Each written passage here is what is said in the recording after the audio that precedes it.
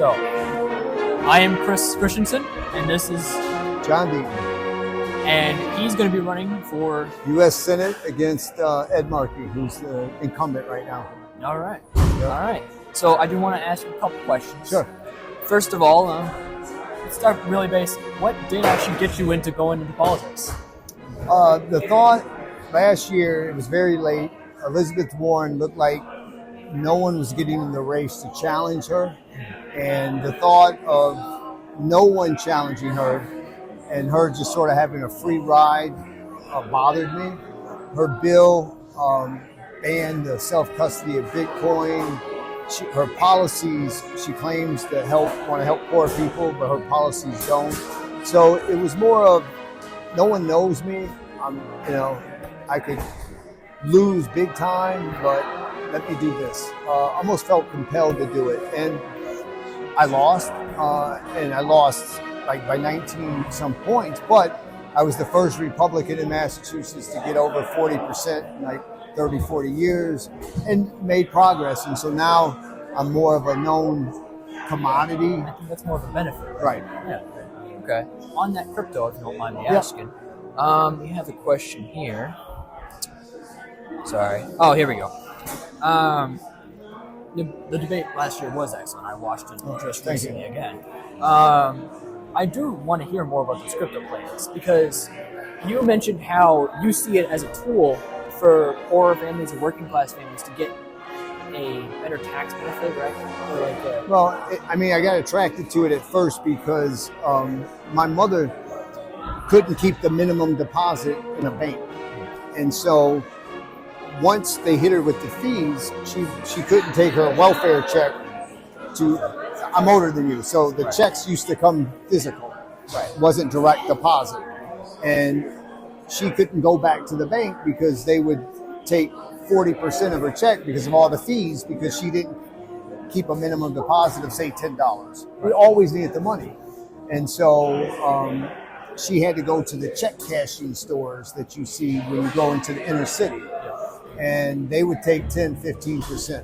When I would send her money from college, I had to go through Western Union, and they would charge 12, 15%. So when Bitcoin and crypto came around, you could send value in for less than a penny and cut out the bank, cut out the MoneyGram or the Western Union. So I thought that it could spread capitalism. If you are in Nigeria and you can make t-shirts, all you need is a smartphone and a website. And then if you have a digital wallet, you could accept Bitcoin or XRP or some other crypto and participate in an economy and not need a bank to be the middleman. So I always viewed the banks as sort of evil, sort of like insurance companies and stuff like that. I know a lot of people my generation also believe something similar.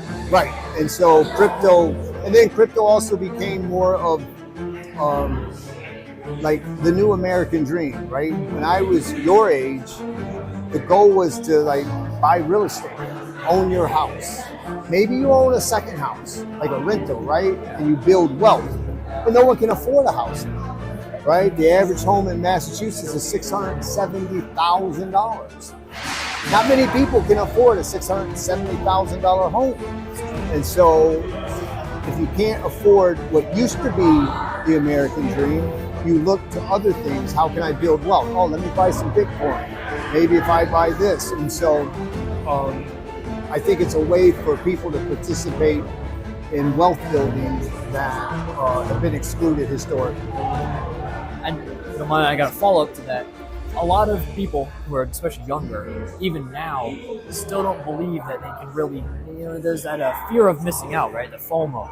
Of not being there when Bitcoin was really rising, and now they feel like they can't get into it half as well.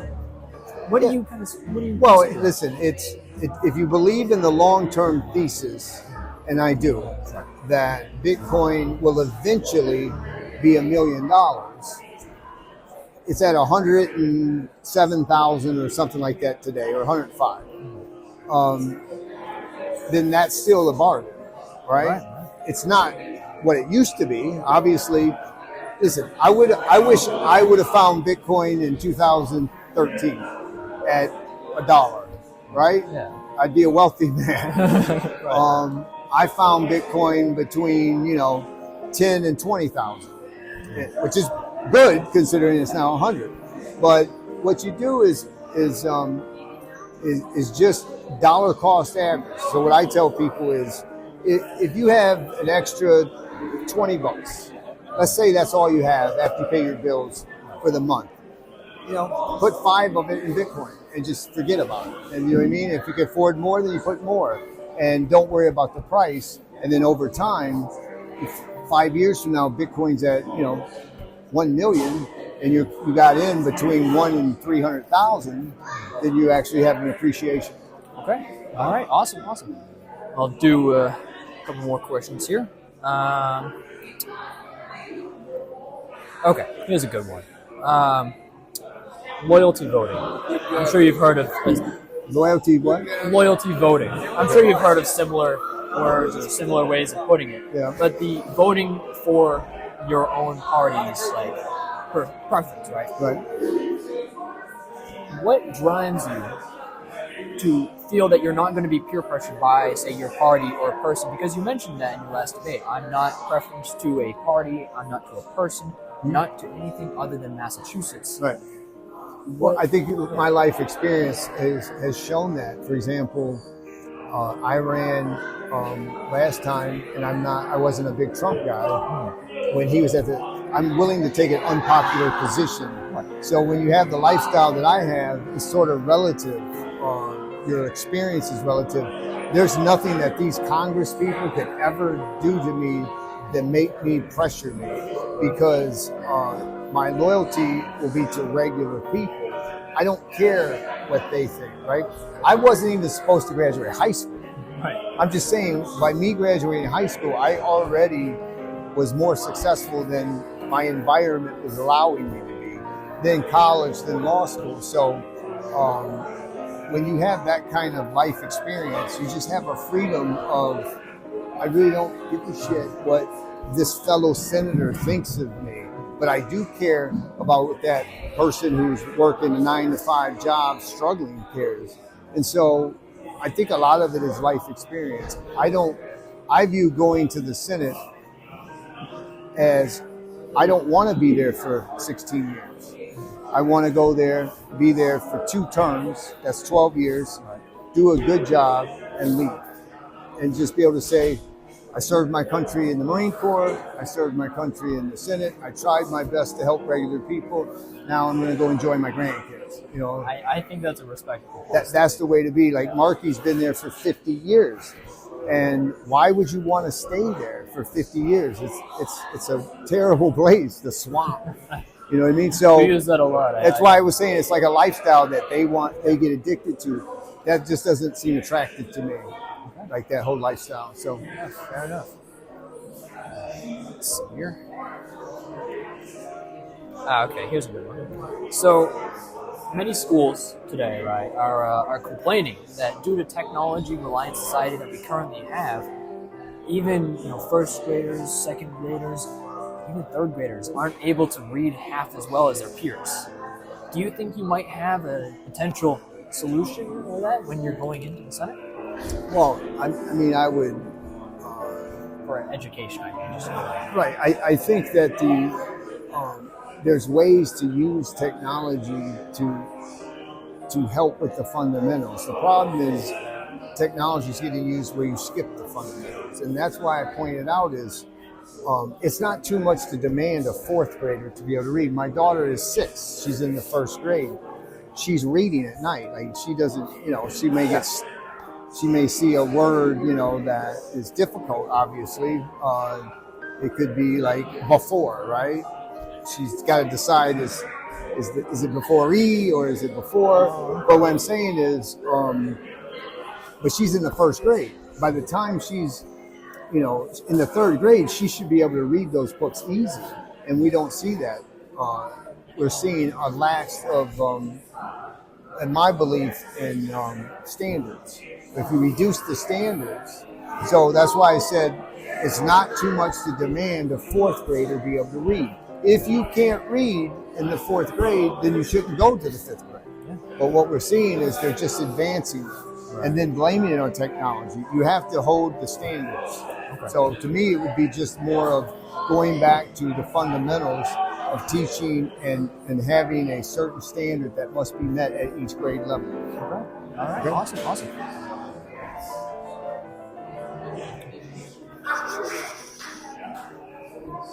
Okay. So some people are pushing for both a higher and a lower voting age. I don't know if you've seen that online every now and then. Some as low as 16 and some as high as 21. What is your opinion on that? I don't think that it should be lowered to 16, that's for sure. And I don't think it really should be messed with. I mean, it's the first time I've really been asked it or to think about it, but I certainly don't think that we should move it to from 18 to 21. Now, the question is, should there be other standards? For example, do they understand civics? Do they understand separation of powers, right? If anything, it shouldn't be based on age, as it should be based on knowledge. And I'm not saying it should be changed. I'm just saying, to me, that would be a different argument. What's the argument to go from 18 to 21? That an 18 is not as emotionally mature as a 21? I don't know I'd have to hear why someone who is trying to raise it to 21, what's your rationale? And what data, if any, are you relying on? I got you. Okay. All right. Okay. Move on to some more casual ones, because those are always important. Mm-hmm. So, I was wondering, right, younger people, like myself even, what is your kind of advice to somebody who is trying to get into the political landscape of politics? My advice would be to start local. So there are all kinds, there's a saying that all politics are local. That's a famous saying. What's going on with the school committee? What's going on with the city council that you're at? A lot of times people focus on like the big stuff, senators and stuff like that. But what about the municipality? So if you take Bolton, Massachusetts, getting involved at that local level, to me, is a good way to start, because then you start learning sort of how politics comes downstream, and you'll see the impact of getting involved in, say, school budgets, for example, and seeing how they make decisions of how much money is going to go to this program versus that program. So I would say just start off, if you're a young person, start off local, but more than anything, find someone that you can believe in, and figure out a way to help them get elected, for example, and take on as much responsibility. Can you run it back like a good 20 seconds, maybe? Huh? I'm sorry, can you run that back 20 seconds and stop recording? Okay, Sorry about that. that's right. So you were on about how people should get into more local politics. Sure. So you were saying kind of people should focus on those locals so they can see where it goes downstream. Right. The school budget you mentioned. School budget, how city council, go to city council meetings and watch and see how decisions are being made. That's one way to sort of learn at the base level, is what I'm saying. Right on. All right. Awesome.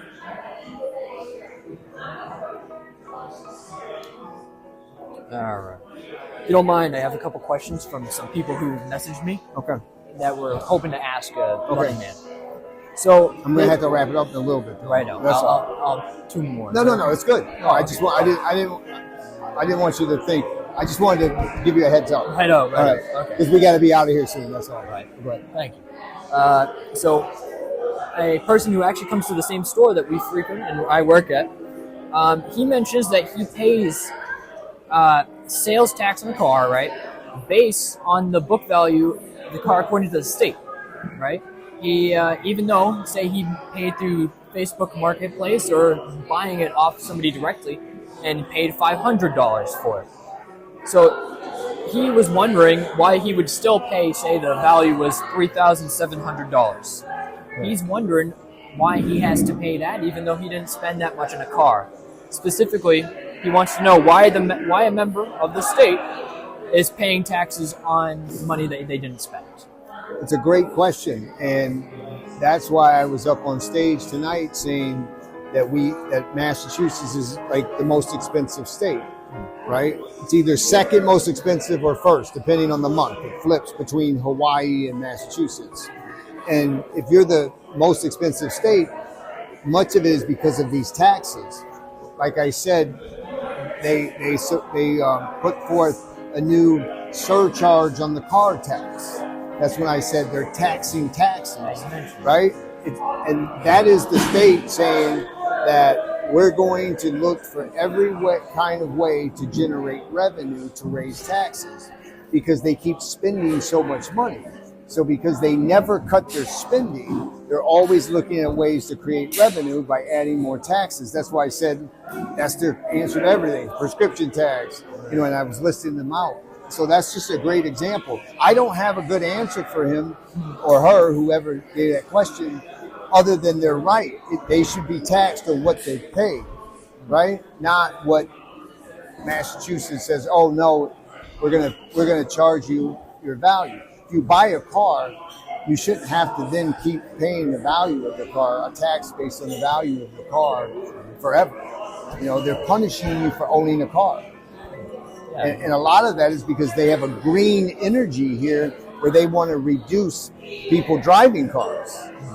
There's a proposal that they're going to tax if you drive a certain mileage every year. So one of the reasons why I said Massachusetts is in trouble is this mentality of tax. That's why it's called Taxachusetts.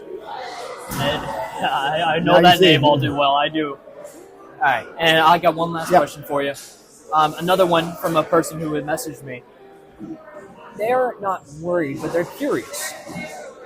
They see all this talk of maybe a third term for our current president, Donald Trump. Yeah.